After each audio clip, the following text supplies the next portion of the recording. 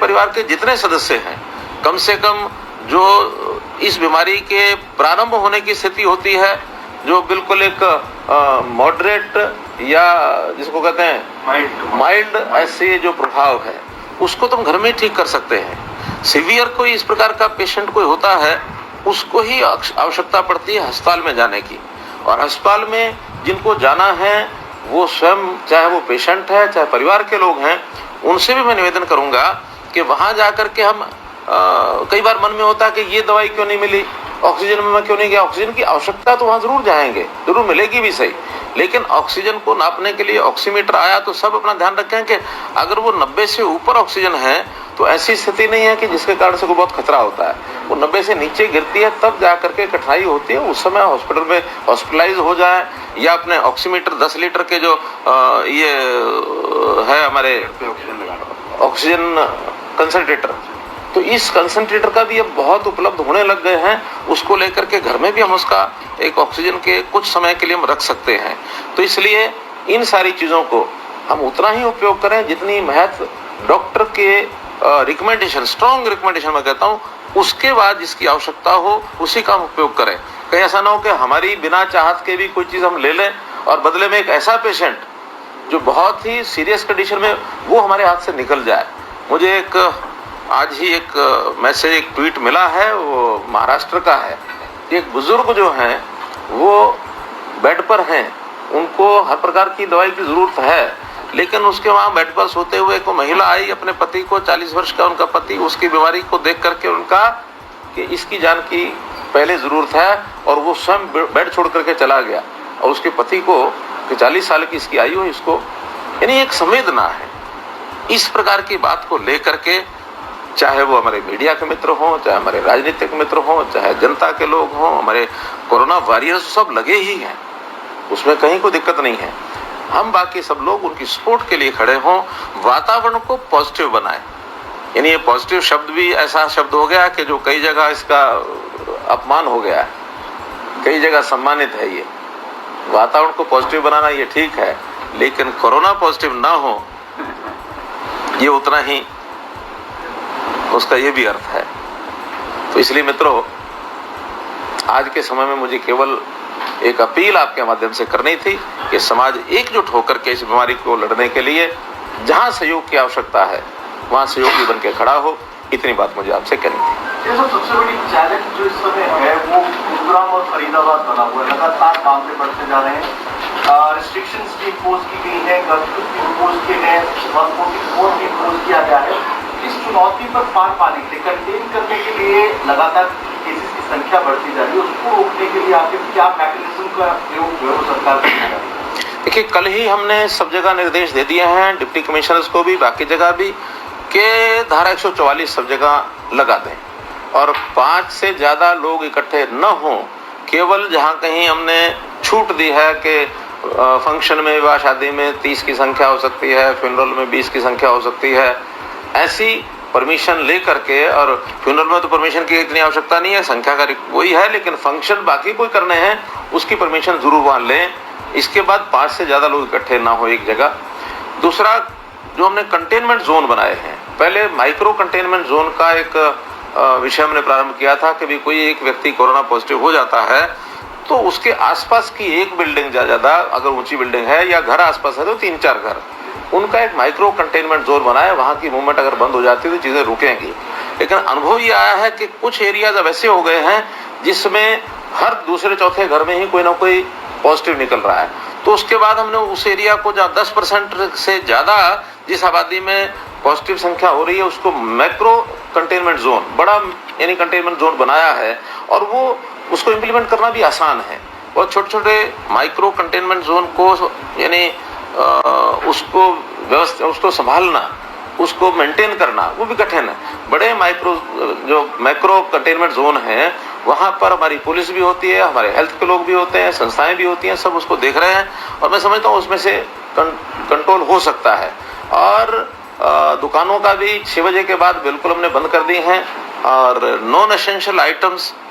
वो सब बंद हैं, उनके ऑफिसेज बंद कर दिए हैं, घर से काम करने के लिए कह दिया है। इंडस्ट्री के लोग लगातार काम करते रहें और वो भी सोशल डिस्टेंसिंग के साथ, मास्क लगाकर, सैनिटाइजेशन, ये जितने विषय हैं वो सब करें। आयुष मंत्रालय के लोगों से बात हुई है कि वो उसी प्रकार से जैसे पहले हमने किया था इम्यूनिटी बूस्टर, ऐसी कुछ दवाएं जैसे पहले चलाई थी उसी प्रकार की घर घर बांटने का काम करें, और हर किसी का एक बिहेवियर, खाने पीने के नाते गर्म पानी पिए, दिन में मानो ठंडी चीज ना खाएं, जिससे ये कोरोना फैलने का, वायरस फैलने का डर ज्यादा होता है, उस चीजों को कैसे कंट्रोल करें, ये सारी चीजें कर रहे हैं। और मैं समझता हूं कि एक इस समय ये 10 और 11,000 के बीच में, रादर 11,000 और 12,000 के बीच में 2-3 दिन से संख्या यही आ रही है। तो जब 2-3 दिन में एक जगह टिका है, एक बार तो बहुत ज्यादा बढ़ गया था, एक ही सप्ताह में यानी 5,000 से और 10,000 हो गया था, लेकिन अब 10,000, 12,000, 10,000, 12,000 बीच में 3-4 दिन हो गए हैं। कुछ स्टेट्स में डाउनफॉल भी आना शुरू हो गया, जैसे दिल्ली है, जैसे महाराष्ट्र है, जैसे मध्य प्रदेश है, फिर आपका छत्तीसगढ़ है, 4-5 प्रदेशों में ये संख्या डाउन आनी शुरू हुई है। दिल्ली अगर डाउन आनी शुरू हुई तो उसका प्रभाव कुछ न कुछ गुड़गांव, फरीदाबाद और सोनीपत शहरों पर पड़ेगा। हमारी जो मेडिकल की जो व्यवस्थाएं हैं वो थोड़ा सा दबाव इसलिए भी महसूस कर रही है कि दिल्ली में इतनी बड़ी संख्या होने के बाद वहाँ पेशेंट्स को बेड नहीं मिल रहा है, हॉस्पिटल नहीं है, उनका प्रेशर फरीदाबाद पर, गुड़गांव पर, Sonipat, even GT road Ambala तक, यहाँ तक भी लोग पहुंच रहे हैं। तो इसलिए वो भी एक दबाव था। अब पेशेंट होने के बाद किसी को एकदम टाइट प्रूफ करना कि आप यहाँ के लोग यहाँ इलाज के लिए जा नहीं सकते हैं, मैं समझता हूँ ये मानवता के हित में नहीं है। हमारी इच्छा तो है कि स्टेट की हमारी जिम्मेदारी है तो स्टेट के लोगों को सर्वे अच्छी मिले, लेकिन बाकी सब लोग आते हैं तो उनका भी इलाज वहाँ होता है। हिमाचल सीएम जयराम ठाकुर ने भी यही कहा है कि हरियाणा पर जो दबाव पड़ रहा है, पंजाब पर जो दबाव पड़ रहा है, उसके बाद हिमाचल की तरफ लोग रुख कर रहे हैं स्वास्थ्य सेवाओं के लिए। बेहतर है राज्य अपना दायित्व निभाएं, उन्होंने तरीके की बात हरियाणा पंजाब के तौर पर नहीं, मैंने कहा कि ये सबके लिए ठीक है कि अपनी अपनी जगह करें, लेकिन आखिर जब प्रेशर किसी एक प्रदेश का और वहाँ व्यवस्था नहीं है तो लोग कहीं ना कहीं दौड़ेंगे। अब दिल्ली से बहुत बड़ी मात्रा में, आज गुरुग्राम की स्थिति यह है कि एक हॉस्पिटल के बाहर कई संख्या में एम्बुलेंसेस खड़ी हैं, पेशेंट उसमें बैठे हैं। अब वो कई जगह कहते हैं कि इसको एडमिशन नहीं मिल रहे हैं। एडमिशन का भी उनका एक सिस्टम तो है ना कि जितनी व्यवस्था अंदर ऑक्सीजन की उनके पास है उससे ज्यादा अगर लोड उन्होंने दिया तो स्थिति क्या बनेगी, भयंकर हो जाएगी। इसलिए हर एक की लिमिटेशंस को सबको ध्यान रखना है। हाँ, जो जल्दी ठीक होने वाले या एक नॉर्मल स्थिति में आ गए हैं, जिसको स्टेप डाउन पेशेंट्स कहते हैं, स्टेप डाउन पेशेंट्स को जितना जल्दी हो सके वहां से डिस्चार्ज करके उनके घरों में भेजें, या जो हमने कोविड सेंटर्स बनाए हैं उन कोविड सेंटर्स में उनको सामान्य इलाज के लिए वहां ले जाएं। केवल ऑक्सीजन पर रखना है तो वहां हम कंसंट्रेटर्स के माध्यम से उनको वहां रख सकते हैं। सीरियस पेशेंट्स ही हॉस्पिटल में जाएंगे तो ये चीज काबू में आ जाएगी। आपने सरकारी तौर पे तो रेमडेसिविर की उपलब्धता करवा ली अस्पतालों में, लेकिन प्राइवेट सेक्टर में जैसे प्राइवेट हॉस्पिटल्स में भी हैं, बड़ी दिक्कत आ रही है पेशेंट्स को, और बाजार में रेट जो है ऑलमोस्ट 4 गुना हो गए रेमडेसिविर के। दूसरा एक आजकल इस्तेमाल हो रही है टोक्लीजुमैब करके, वो पहले आर्थराइटिस में इस्तेमाल होती थी, अब कोरोना में भी होती है, और वो सर उसका 1.5-2 लाख रुपये रेट हो गया, 25-30 हज़ार रुपये का वो है। राज्य में स्थिति दिल्ली में थी पहले, अब हरियाणा में भी है। इस कालाबाजारी जो प्राइवेट क्षेत्र में हो रही है उसके लिए कोई उपाय, कोई साधन, कोई कदम उठाएंगे? देखिए, जहाँ तक रेमडेसिविर का है उसमें संख्या में कोई बहुत हमारे पास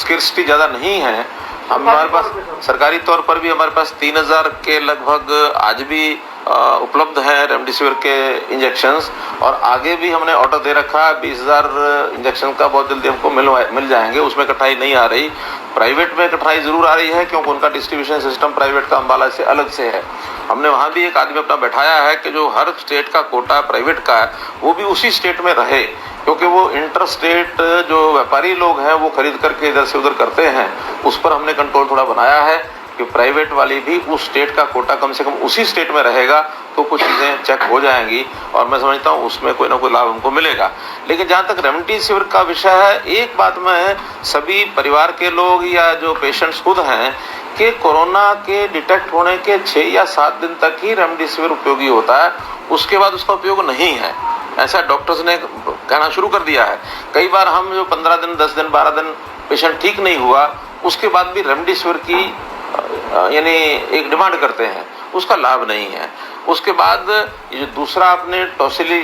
जो बताया है एक इंजेक्शन, हाँ, वो भी बहुत डॉक्टर्स जो हैं उसको ऐसा मान करके कि यही रामबाण दवा है, उसी को रिकमेंड करने लग गए हैं। अब उसके लिए कोई ना कोई हमें सिस्टम अपना बनाना पड़ेगा। मैंने आज भी कहा है अपने हेल्थ डिपार्टमेंट को कि एक बोर्ड बना लें, उस बोर्ड में जो भी कोई रिपोर्ट्स होती हैं पेशेंट की, उस बोर्ड के पास पहुंचे, क्योंकि अभी तो व्हाट्सएप के माध्यम से तुरंत पहुंच जाती हैं, और वो बोर्ड कहे कि हाँ इसको टॉसिली की जरूरत है तो उसको टॉसिली उपलब्ध कराई जाए। आज भी हमारे पास 160 टॉसिली ये हमारे पास उपलब्ध है। सर उसमें एक और है, डॉक्टर जो हैं प्राइवेट हॉस्पिटल की बात कर रहा हूँ, गवर्नमेंट के लिए टोक्लीजुमैब जो है उसका साल्ट भी आ गया डॉक्टर रेड्डी का, लेकिन वो उसको एक्सेप्ट नहीं करते हैं। वो कहते हैं कि टोक्लीजुमैब ही चाहिए। ये बड़े हमारे पंचकुला में भी ऐसा वो rare of the rarest use में आता है, और विशेषकर उन पेशेंट्स को आते हैं जो लंग्स और हार्ट दोनों। नहीं वो ठीक है, लेकिन डॉक्टर के सेम बेसिकली जिसके हार्ट में प्रॉब्लम है और कोरोना हो गया उसमें यूज होता है। वो बोर्ड को इंस्ट्रक्शन दें सर कि सेम सॉल्ट का इंस्ट्रक्शन जारी हो रही है। आज स्वास्थ्य विभाग इस पर सोच रहा है, विचार कर रहा है, क्योंकि हमने भी कहा है कि इसका कोई ना कोई एक सिस्टम बनाए, क्योंकि ओपन फॉर ऑल अगर रहेगा और वहाँ उपलब्धता नहीं होगी, क्योंकि वो सारी चीज टॉसिली जो है सिप्ला के माध्यम से विदेश से आती है, यहाँ तो बनती नहीं है और उनकी लिमिट्स सिप्ला की है अपनी बनी, उनको उपलब्ध नहीं होती है। उपलब्ध होने के बाद तो कठिनाई नहीं, लेकिन अभी जितनी उपलब्ध हो रही है उसका स्टेट वाइज एक कोटा है, तो हमको 160 का कोटा मिला हुआ है, और वो सरकारी अस्पताल में तो कम से कम उसका दुरुपयोग जो हम रोक देंगे, लेकिन बाहर भी केवल पैसों के कारण से उसकी बिक्री, क्योंकि पेशेंट की इच्छा होती है कि मुझे कोई भी चीज कहीं से मिल जाए, पेशेंट को पता नहीं होता कि इसकी जरूरत है कि नहीं है। मेरी जो डॉक्टर फ्रेटरनरी है उनसे निवेदन है कि जिसकी बहुत आवश्यक है उसी को लाके लगाएं, सबको लगाने की आवश्यकता नहीं।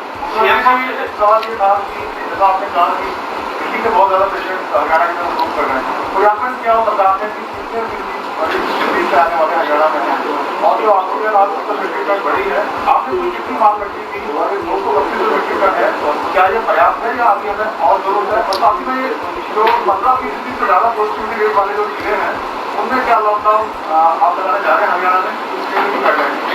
मैंने बताया केंद्र की गाइडलाइन के हिसाब से ही हमने नई गाइडलाइंस कल जो जारी की हैं उसमें सख्ती से 144 लगाना,